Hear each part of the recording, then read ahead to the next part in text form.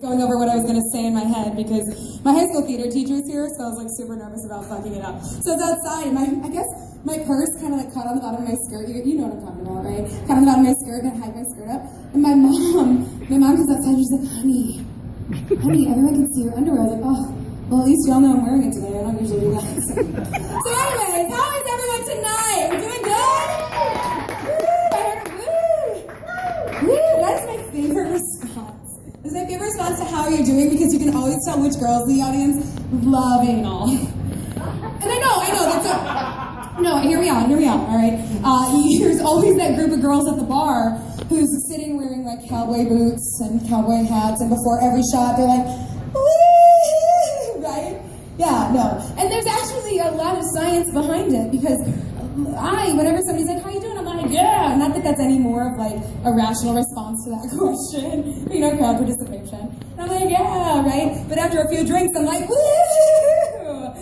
Oh, that's an anal joke again, guys. I'm gonna go ahead and throw that out there. Spell it out for you. Spell it out for you. Oh, yeah. No, they have a saying that goes, if she's got boobs and she says woo, you can stick it in any hole you choose. Right? Makes sense? Catchy? I actually just made it up, so you're welcome. You can use it. I'll give you permission. It's not copyrighted. I should get that copyrighted. Anyways, no. I know I joke about a lot of filthy things. I'm 25, I'm single, I've got some worldly experience these days. But a lot of guys that I go on dates with, they ask me about stand-up comedy. They're like, what do you joke about? And I'm like, anal. They're just like, excuse me? They always assume that, and the follow-up question is, well, do you have daddy issues? Because apparently, only girls that talk like I do have daddy issues. And I assure them, no, my dad and I are very close, but not in a creepy Freudian way. And then I go on and I always try and change the subject because that's creepy to me. But my dad's actually a really cool guy. By day, he's a carpenter.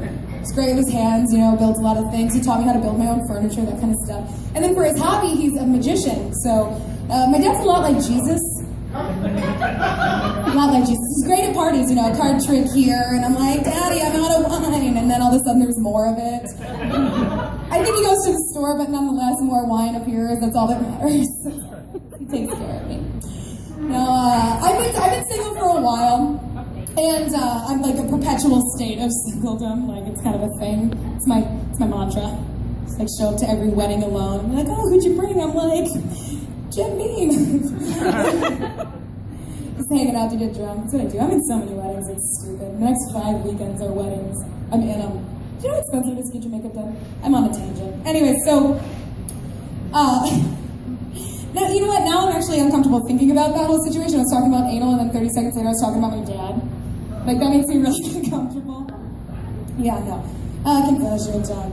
No, I used to be a little less worldly, a little more innocent. I was very inexperienced, and now I know everything ever. No, I used to live in Iowa City. I moved out to Iowa City after I graduated college.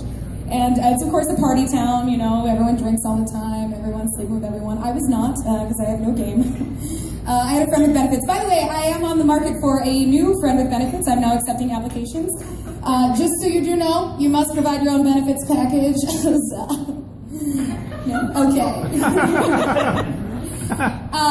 No, I had a friend with benefits in Iowa City, and I wanted him to know I'd been out drinking with the girls that night, and we were having a lot of fun.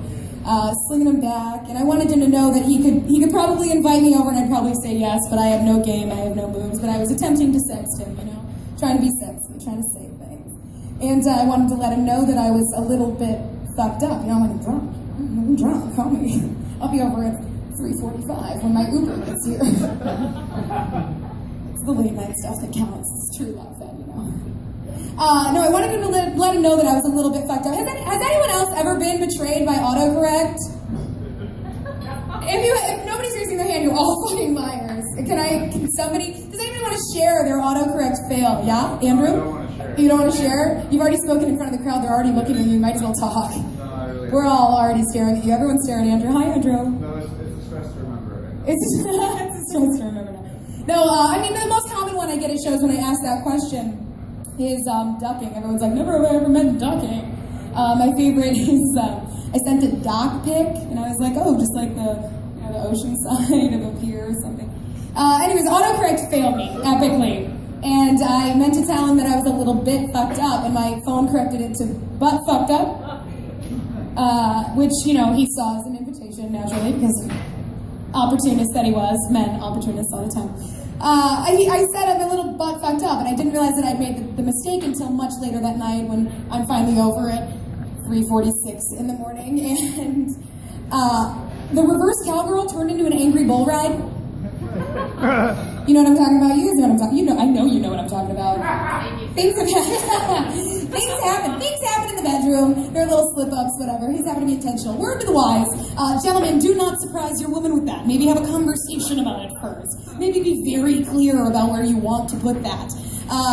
Just make it very clear. And let's be real. At the time, I was definitely not signing on for anything like that unless there was a signed contract and a witness. You know. And I definitely mean a witness to the contract signing, not the anal. If there's a chance I'm gonna shit on myself, I don't need an audience, right? All right, ladies? Anyways, I'm gonna bring up your next comedian tonight. He's another producer for Comics of Steel. His name is